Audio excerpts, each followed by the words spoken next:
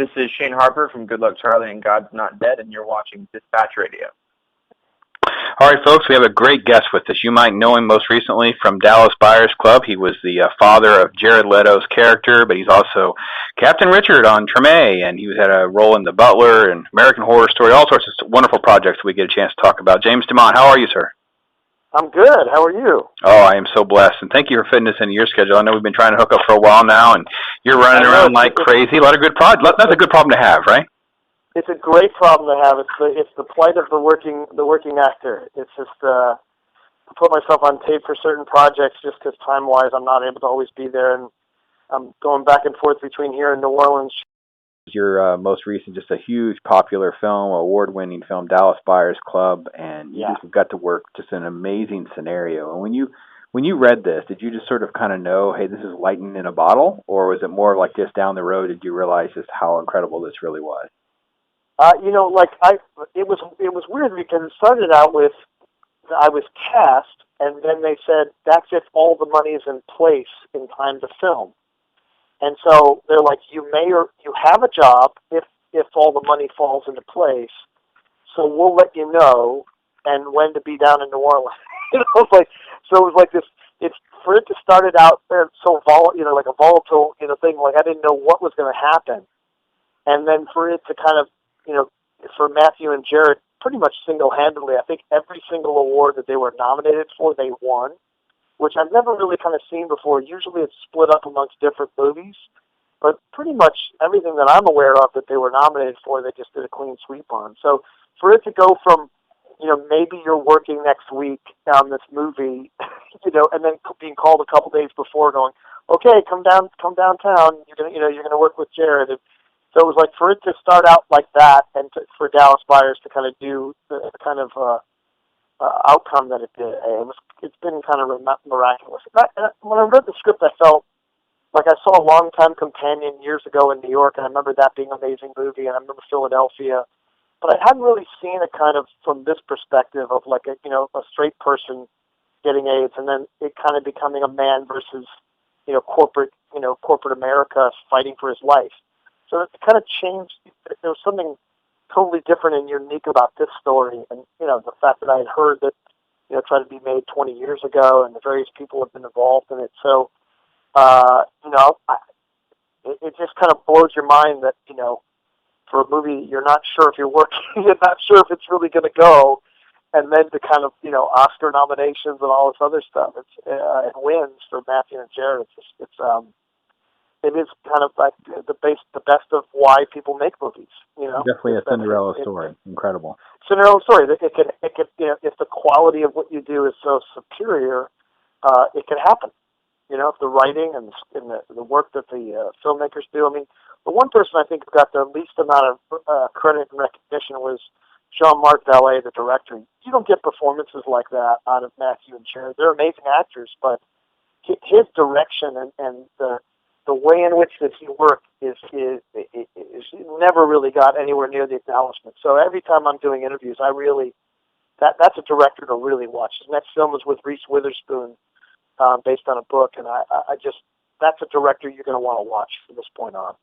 The one thing that was said about the production is how quickly everybody worked, and I know there's the backdrop of the financial aspect to that, but how did that make for a different atmosphere than let's say a standard production? Correct. One of the bigger things that made it work so quickly is we used natural lighting. There was no waiting around to set up lights going from shot to shot. There were bounce boards, and some of the scenes that you see in Dallas Buyers with those scenes in the restaurant between Matthew and Jennifer, those were all lit by candle. Those were all natural lights. So there was so the way he worked so quickly was that you're not waiting around and setting up. It's the setup and the waiting of moving lights around for various different camera angles. Particularly for us, the bank. What was hilarious is that's in a bank where there's very little sunlight. We were in, it's almost like Wall Street. All the buildings are so close together down in downtown New Orleans. But we had a guy with this crane bounce board outside bouncing light into the window. So you'll see there's times where I kind of look to the window and to capture the light that's there, because it was all natural light, and there was really no power in that bank, by the way. Wow. So there was no, I mean, it might have been some power that they generated in, but that bag had no natural lighting in it.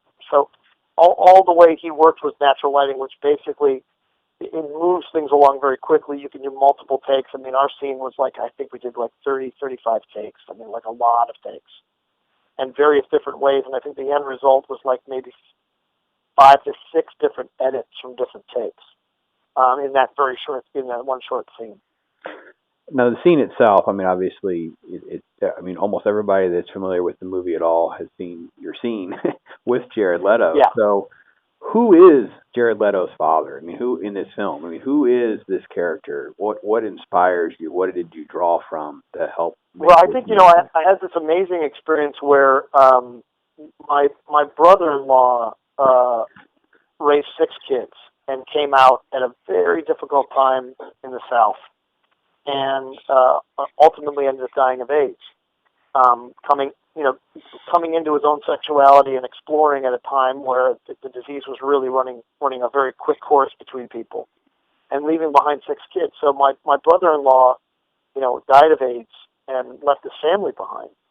And I think the father had passed away, and my wife's one of 14 kids. So the father had passed away before the oldest son. He was the oldest son, so that pressure of being the first of the oldest son of the family really kind of started to get me thinking about, people had said, well, thank goodness the father had died before the son had died, because I don't think he would have been able to accept or understand him being gay. And I was like, wow, that's a very interesting kind of concept that I didn't. So when the script came my way and I said that, I had this also unique experience of being in the makeup trailer with Jared. And I usually introduce myself to the actor I'm working with, either in the makeup trailer if I see them or when I get on set. And he was really coming out of makeup and coming out of dress and putting on the sores and stuff on his face and listening to music. And I thought, you know what, I'm not going to actually, this is an estranged father and son relationship. So as even actor to actor, I'm not even going to speak to him, only speak through the character. So I never had any face-to-face interaction with Jared. I made this decision when I was in the makeup trailer. And it really added so much to the work. And so when we got on set, we never spoke to each other.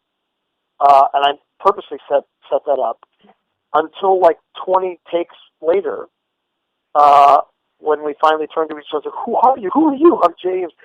We literally worked very kind of methodically in our own little worlds. And I felt that the other thing too is on set are photographs of my wife and my daughter. So John Mark asked him to kind of explore the space. Mm-hmm. The way John Mark worked was he had music playing, this kind of melodic, kind of French. It's like something you'd see in sound, like an accordion sound you'd find in some French countryside. Very jazz, kind of melodic, sad song playing. And he had a side conversation with me about the character, and he had a side conversation with Jared. And he said, I'm not going to call action. I'm just going to push the camera guy in, and you guys start in your own time, and the camera will work around you. So it was this very different, unique way that I've ever worked before on 50 movies now. And him picking up the photographs of exploring the space, he's actually picking up photographs of my wife and daughter. Wow. And he says, I didn't make the cut. And I'm thinking to myself, I don't know you, and you're looking at private photographs of my children. Like, you're not part of my life. You're not part of my family, which, fed everything, as well as not having any actor-to-actor interaction. So it was a very, on many, many different levels, we were working on all kinds of things. And later on, I find out from Jared, he hasn't seen, he's been estranged from his father. So there's a whole other thing going on with him as well. He's become so incredibly successful. I wonder if his father out there has ever tried to reach out to him and what that's about. Yeah. So there's as I'm explaining and laying this out to you, that there's a reason that people kind of keep gravitating back to that scene, just because there's so many things going on in my world and in his world, and then in this creative world, putting these two people together in this room, And I agree. I mean, people going like, I thought for sure that was the scene they were going to play at the Oscars. I was going to bank it on that too myself. But because that scene, I think, encapsulates so much more of the depth of their relationship. And there's a moment where he says, "I'm sorry, Dad," and his voice goes up like 3-4 octaves. He's a singer. He can sing like a bird. He's amazing. And so I hear the little boy in his voice. And that, in other scenes, there's a moment where the camera's on him, and you can see me, my hand reaches up to my glasses, because in one of the takes that we did, we're both bawling our eyes out. Really, there's a beautiful reconciliation, and then there's ones where it's been totally ice cold. And we did it 7 Ways to Sundown, where it was like, I think I took a 3-hour nap after that. Wow. Like, Yeah, I just was so emotionally drained, and he too was like, it's so funny, in interviews he was saying that how after that scene he thought he was going to be fired. Like, what? Dude, you were as alive and present as anyone I've ever worked with, and we just had our individual things going on, and just, you put that in the room, and the way in which John Mark works in terms of a natural and allowing the actors to just breathe. That's why you get those kind of performances. We're talking with James DuMont, where obviously we're talking about the incredible scene in Dallas Buyers Club. We have to move on to some of the other great projects. And you've been able to be a part of the HBO show Treme, and we're looking forward to more from Richard. So what an incredible show and an interesting approach, and again, more New Orleans. Yeah, but just so much incredible tradition and topics that are brought to life in the show, and catch everybody a little bit on what's been going on and what they can expect. Well, we're unfortunately for us, Treme has come to a close. We were able to get 4.5 seasons out of it. And so what you're seeing on some people didn't really kind of come into Treme until after we aired a couple of years. But The Wire was the same. This is from the same creator, David Simon, who created The Wire. But it's one of the best representations I've ever seen, because I have family in Louisiana, of Louisiana, and New Orleans in particular, of why that city is so incredibly important, and the rich cultures that are there. There's the Indian culture, the music culture, in terms of jazz. There's the culture of food, the food culture that's there, which I still think is some of the best food in the entire country. And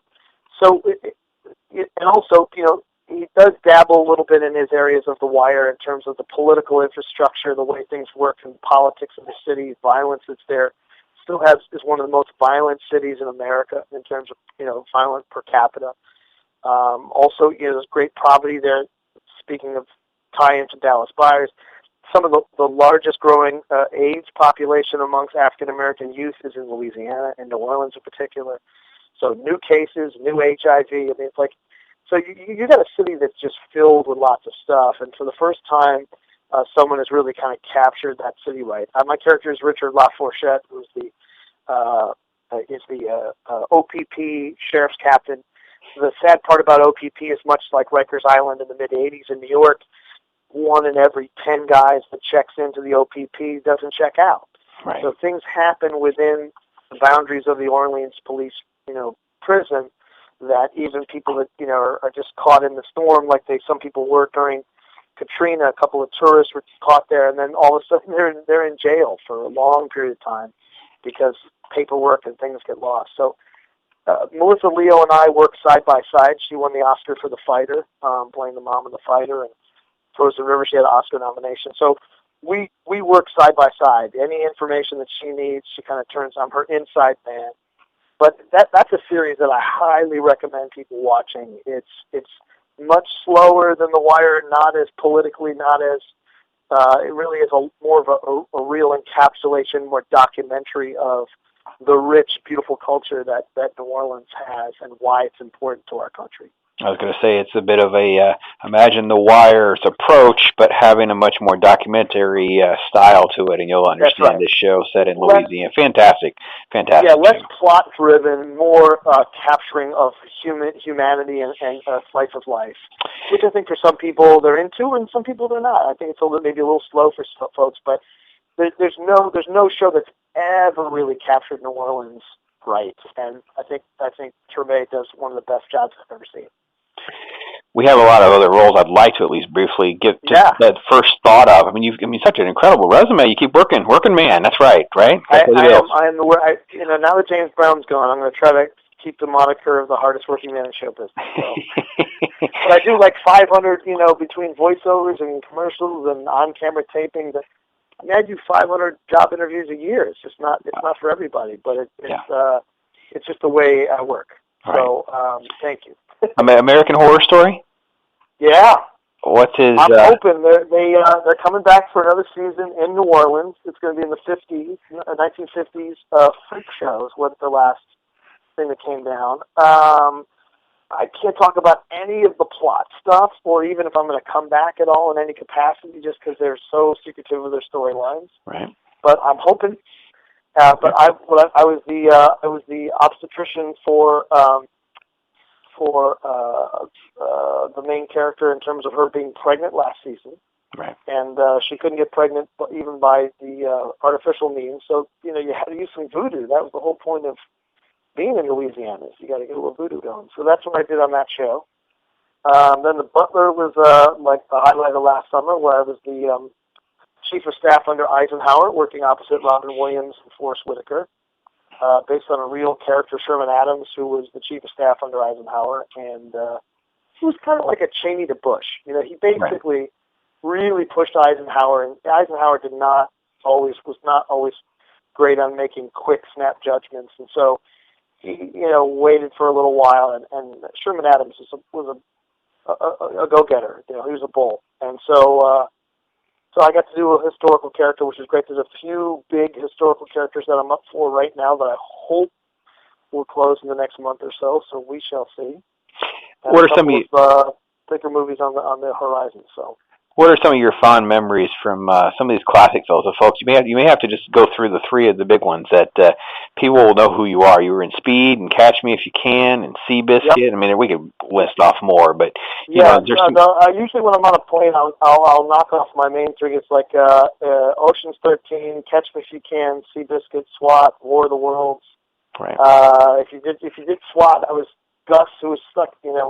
Colin Farrell's character was stuck in the gun cage with Gus, who was addicted to Dr. Pepper and fast food. And Catch Me If You Can, as Leo's recruits all those stewardesses, and he's walking down and Fly Me to the Moon's playing the Franks, and the one guy turns to the other guy and says, "You see the blonde out front?" And I see him with all the beautiful stewardesses, and I said, "I should have been a pilot." Right. So that's Catch Me If You Can. And then War of the Worlds, Tom Cruise leaves Dakota Fanning at a tree while he goes chases his son, and I'm a couple that comes down thinking this girl is all abandoned and left alone, and I grab her and take her down the hill until Tom Cruise comes and gets his daughter back. And so Seabiscuit, I was one of the reporters of Seabiscuit.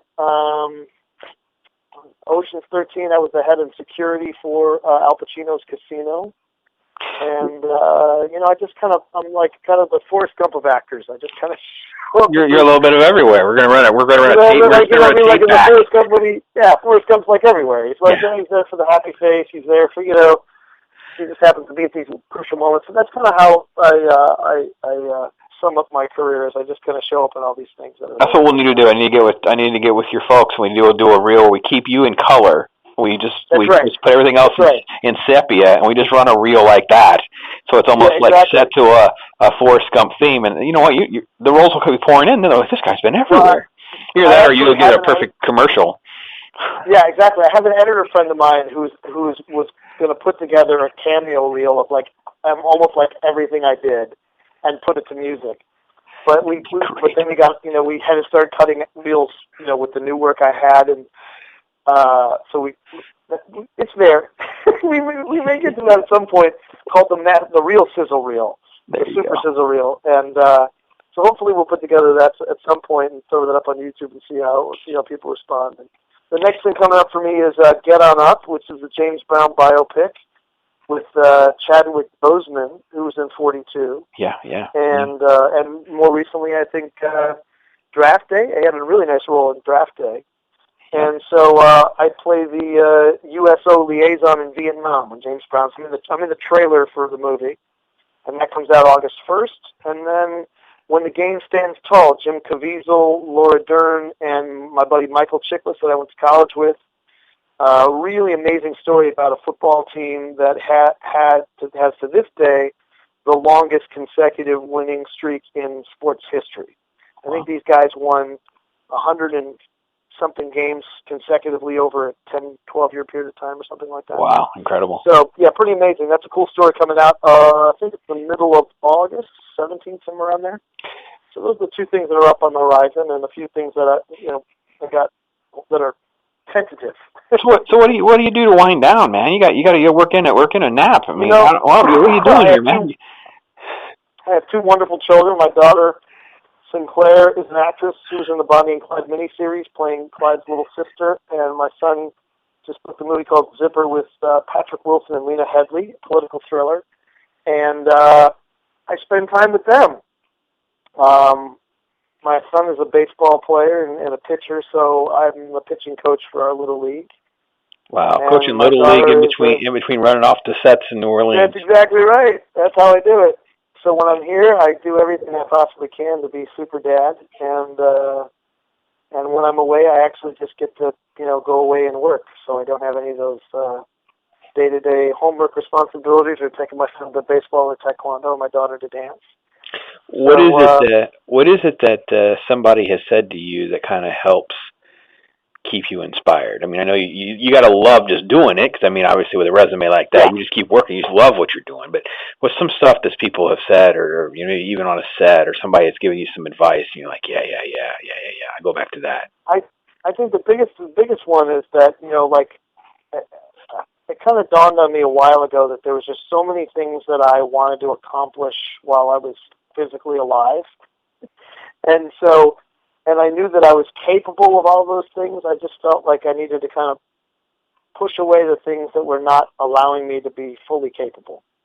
So, things that I kind of gravitate to. I've been a Buddhist for over 20 years, so I just feel like that whatever is my ultimate potential, as long as I'm living up to that. And so, on a day-to-day basis, I try to check off as many things I can as getting, just making sure that I'm manifesting my best self, my best potential as a father, a husband, an artist. And so, for me, it's, I think the things I kind of gravitate to is phrases that I've heard along the lines of, like, it's not who you know, it's who knows you, and what do they know you for? Right. Usually people go, like, oh, you know James, so people who know you, and what do they know you for? Do they know you as somebody who just, as a hanging on, entourage looking to hang out with a friend and maybe get some work out of it, or are you known as the person that really works hard and brings in your best self? I kind of liken myself to like a closer in baseball more recently, because some of these projects I do, I come in, I just basically, come in. I was doing this one movie called Baytown Outlaws, which became Billy Bob Thornton movie. They spent 4 hours setting up the shot with a crane, and it all had to be done in one shot. And there's a steady guy and a crane, 10 stories up, and the crane comes down, and police cars are chasing, and he unbuckles himself from the crane, and he comes in, and I come in, and I have a couple of lines with this one character from Vampire Diaries, and I kind of come in, I say these 2 lines, and boom, the scene's over. They spent 4 hours setting it up, and I knocked it out in one take. The guy's like, that's why we hired James. He's a closer. He comes in and just does the work. And even with Mind Puppets, my first thing, he's like, I want you to throw this cell phone across this pond and hit between the camera and the duck. And it's like, boom, knocked it out in one take. So I think for me, it's just making sure that I'm bringing my best self and best work to all that I do, and clearing away things that have prohibit me from living up to that. Fantastic stuff. James DuMont. Now we're going to have to schedule something right before get on up to man. When I get that screened, then we can definitely have that to chat about. We'll primarily prioritize in on that maybe at the end of July before that breaks, because that sounds like just that'd be great. Great piece. And I know that I will have even more exciting things to talk about at that point. Fantastic news. And the closer. We have been talking to James DuMont with just an incredible resume, folks. We're going to link to this stuff, some of the social media that he's on, and all that kind of stuff. Yeah, you can kind of catch up on that. I'm on Facebook. I have a public account. I let everybody kind of be connected to me, and then on Twitter, it's James K. DuMont. So you can follow me on that. Fantastic, fantastic. Well, again, James, thank you so much for fitting us in. Thank you, Brandon. And God bless you, my friend. Just take care of yourself. All right. Thanks so much. I like being called the closer. That just came out of the top of my head. That's a good little angle. Yeah, we're going to have that. Got to bring in the closer. Who are we going to get to do these three lines? Bring the closer in. We got to blow this. We got to blow this building up. Someone's got to look afraid, but he's going to be calling for pizza. Bring in James. We're good. Yeah, that's right. And we don't have a lot of money for a lot of takes, so let's just do it now. That's right. All right, brother. You take care. Thanks again. Appreciate you. See you.